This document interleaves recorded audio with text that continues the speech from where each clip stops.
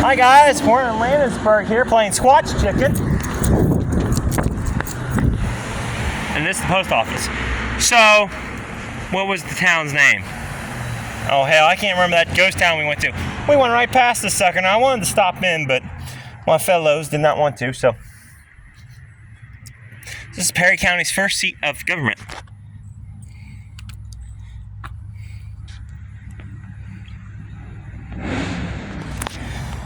So, on March 22nd, 1822, Perry County was formed out of part of Cumberland County, and Landinsburg was named the temporary county seat by an imperial panel of 3 peoples elected by Governor William Farrell. Reflecting the pioneer beginnings of the new county, the first courthouse was a large unfinished log building situated on the northwest corner of Carlisle and Water Street. The courtroom occupied the whole of the first floor, and boarders pertended the second floor into the commissioner's office. Floor and boarders pertended the second floor into the commissioner's office and jury room. The seat in the courtroom were ordinary board benches. The judge's benches was raised platform in the north end of the room, made of rough boards and finished in front with board or shelf for writing desks. The constable table was common pine dinner table, while the clerks had ordinary wood desks. Other offices were in the dwellings of the officers. The first Sheriff Dave Smith and his office in the house on the northeast corner of the center square. For M.B. Marshall resided on the brick house on the southwest corner of Main and Carlisle Street, and used the front room on Carlisle Street as his office. This building later became General Henry's Picture Store. Jacob Fritz, Evan Rusher, and Rickard lived in the house on Water Street. Now known as the Dummer-Kirk House, the register office was in the basement of the house. The fight for the county seat was the greatest political battle in county history.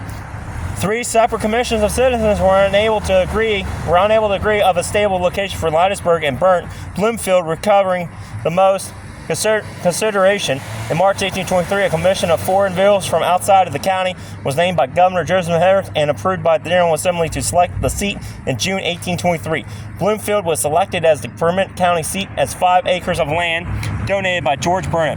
After the county government was removed to Bloomfield in 1827, Robert Gibson acquired the old courthouse property. He used the courtroom as a cabinet maker shop until 1840, when he took the old building down and built the present brick dwelling house. Building housing the other old county offices can still be seen in 2018. So that's when this was put up. Again, curious of the Perry County Historical Society. They do an awesome job with this stuff. So this here is like the town of Landinsburg. You can see on the sign there where we're located, roughly. So now, Landinsburg, where Perry County began. First legal seat, Andrew Moore. First person, you can read that if you want to. We'll read this, and I'll show you some pictures. In 1752, colonel officers appointed Andrew Moore, a French Indian trader, to reside in strategic location north of the Kentucky Mountain. In order to restrict trade of Albert deeded the land of William Penn family in 1754. Bonner purchased hundreds of acres along the New and Trades Path. Bonner Run, located on western edge of Landinsburg, is named after this pioneer.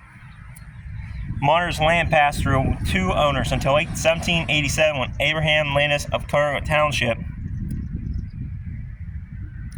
Lancaster County, acquired a substantial portion of his original holdings in 1793. Landis laid out 72 lot and location become known as Landinsburg, near the foot of Wagons Gap. The town became the thriving crossroad village linking Carlisle and Sherman's Valley. The fertile, well-watered soil, constructed some of which stand to this day. During this period, as county seat from 1820 to 1827, legal professionals arrived in the village with the economic allergic to commit attracted the occasional business and artisans, such as an inn and taverns keepers, blacksmiths, tanners, gristsaw and furling mills, potters, cloak makers, hatters, and a nailer. In later decades, there were coverlet weavers and health professionals. Forests provided bark for tanning and lumber for barrels, hoop plumes, and local cabinet makers. The early 19th century saw establishment of churches and schools, a militia known as the Landinsburg Artillery, and a short-lived fire department. In the early 1900s, a car dealership, jewelry, moved house, clothing stores, and other retail businesses flourished. The Bank of Landinsburg, founded in 1903, continues to thrive. However, as the 20th century advances, industry and most commerce declined with the advent of automobiles and paved roads. Landinsburg is a fast fascinating 19th century architectural time capsule reminding visitors that here began the early history of Perry County. So that is some cool history. So this is Landinsburg, very cool town. And this is hauling lumber. I love this stuff. Again, thanks to the Perry County Historical Society. Someday I hope I can get over to your guys' stuff and see it. So what we did not read, because I'm afraid my phone's going to show off. First legal seat, Andrew Morris. First Presbyterian, First Perry County Courthouse, and you can see all the dates. They do all this stuff a lot, so they'll put these placards out. And in fact, you can probably scan this and get some more history, but I don't feel like doing that. So right up here is the Bank of Landinsburg. So we're going to play Squat Chicken again. This way there's video evidence whether I was wrong or the driver was wrong. No, more or less so you can see my dumb ass running across the street. But you know, history. Alright, here we go. Swatch sticking.